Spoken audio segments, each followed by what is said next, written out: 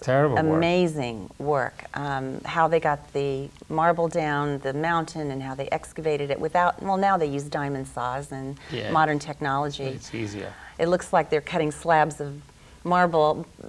So they are cutting slabs of marble, but pound cake, you know, just slices like this. Of course, one famous person who went there is Michelangelo, That's right? exactly he got most of his marble yes, he did. from... there is one beautiful quote that I think it was fascinating. You said about talking about marble is that men are made of marble if they live forever. So only those people who are in marble will live forever, which I thought it was really beautiful. Thank you. So you start writing the book in Italy, and you do have a certain stories of your own family, basically. Yes. But this is in a fiction way, right? This is a fictional historic novel. Do you call it a novel? Is it? Yes, I call it historical fiction because while it's based on true stories, you know, the stories come out of memory. and because there's so much narrative in the book. They come from you. Well, yes, they come from me, but from the interviews of my family members and documentation and so forth, I felt more comfortable and able to really get to the truth of it without having to rely on fact all the time. I see, I see.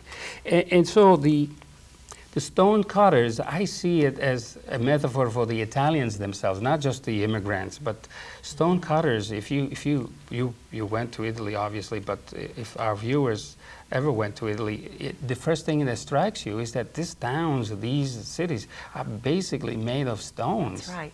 The piazzas are stones. They don't have many trees as in America. In America, we give emphasis to nature. Yes. In Italy, everything is stone. It's meaning the art of converting something inanimate to sculpture. To sculpture. It's beautiful. Yes. Of course, people have to understand that a piazza it cannot have trees, because that would be nature getting into the way of art. Yeah, that's what it is, I think. So the stone cutters, I liked it because it really represents the Italian character. Yes. Anyway, we'd like to talk about a few of the characters that talk to us. In fact, you said that the stonecutter was your great-grandfather. Who was he? Well, his name was Aristide Giovannoni, and he came to this country 100 years ago, and his family was reunited about 20 years ago. He became stonecutter, but he went to school for that. Yes, he went to the Accademia di Belle Arte in Carrara and learned the art of Gothic tracery. So he did not just start to cut stones. No, when he first came to this country, he had a lot of years of hard labor because there were no such opportunities until the 30s when he was able to. And he was also a singer. Was he a tenor? Yes, yes. And he sang in Italy and over here also? Well, there were two opera houses in Carrara. There are two opera houses in Carrara. These people sing a lot. Yes, they love it. How large is the town, or the city? You know, there are so many different pockets of communities around, but it's not a large town, but it's an industrial town. Those were the times, I imagine, where composers like Verdi or who else was it? Puccini.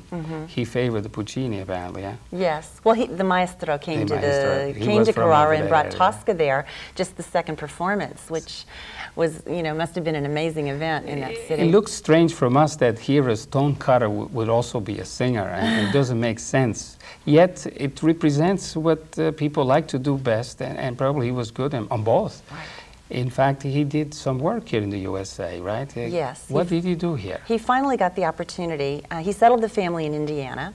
And we'll go back to the family in a moment. Well, I was just going to explain that the limestone quarries are there, and that's where he found work. So the limestone companies commissioned him to go to the East and work on many of the Gothic structures that were being built during that time, such as Duke University, Julian Chapel. Maybe you have a picture you could show? I do.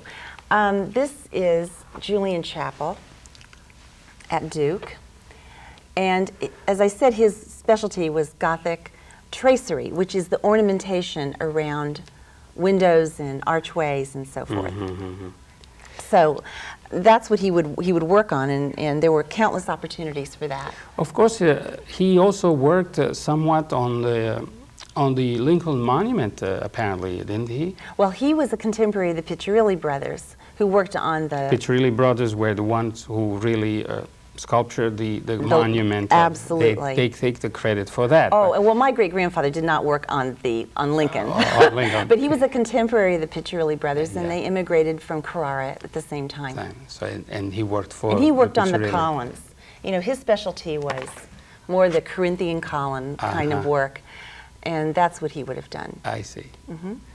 I guess also on the Lincoln, maybe not those ones. I don't think. Well, no, this came from out of the archives. Just demonstrate the kind of work that he did. But he also worked on the National Archives, which is very definitely this type of architecture, and the Cathedral of Learning in Pittsburgh. And one interesting thing I found out that he did was he carved 7 sandstone fireplaces for Andrew Mellon, who was the Secretary of the Treasury at the time. And I just recently discovered that that mansion is in Chatham College in Pittsburgh. You have to go and visit it. Yes, I just discovered it. Now, what is also fantastic in a sense is that his son, Giorgio, worked with him. Yes. They both worked together, father and son, as a team. Yes. And they were going all over the U.S., apparently, or several places. Where did he go to work, basically? Did he work for a company? The Indiana Limestone Company. Indiana Limestone Company. And they have, imagine, stones over there and marble. Oh, it's still operating. It's still operating. I was just visiting there a couple of weeks ago and was taken around the town by one of the descendants of another stonecutter who proudly showed me all the things his great-grandfather worked on. It's a very charming thing, and it's a wonderful thing because the stonecutters' descendants are still there. Still working. And they still take a great amount of pride in what their ancestors did. What was new to me is that I found out through your book is that some people from England also, Scotland was also stone cutters. Yes. Well, in Europe, basically, that's what they do. I remember as a child in a little town, a person being on the street and cutting those cobblestones. Right. A lot of cobblestones in Europe. Tell us about your grandmother, because she begins the book, and I think it goes throughout. Who is she? How did you spoke with her? Obviously, you were able to see her and talk to her many times, right? Yes. Well, I had her with me for a long time. She came from Italy. Yes, she was the stonecutter's daughter, and she immigrated about 20 years after he first came to the U.S. And she was only 12 at the time. I see. So she spoke Italian, and she knows. She remembers Italy. In fact, with nostalgic. Feelings, and she came here at the age of 13. Yes. And then?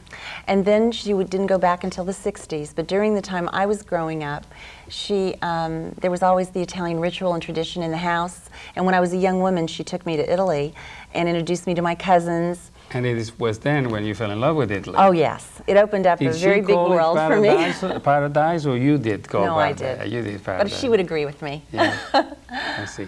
Well, the first time it was all happy moments, but then when you went the second time, you were already an adult, and you had your own personal problems, or I imagine, you were running away from your work. Well, talking about your grandmother, you were closer, the way I see it here, is that you were closer with your grandmother than at one point with your own mother. Yes. For some, I don't know if you would like to, I would like to ask a question. Sure. It has to do with religion. Right. Religion brought problems in this house. Yes. Your grandparents were Catholics. Yes. But your grandparents were Catholic, but your parents changed religion. Yes. And you were born in that new religion, right? I was. And I know, I would not say that is a universal religion, but it is a religion. It's a well-known religion. I don't like to make the mention the name because we don't want useless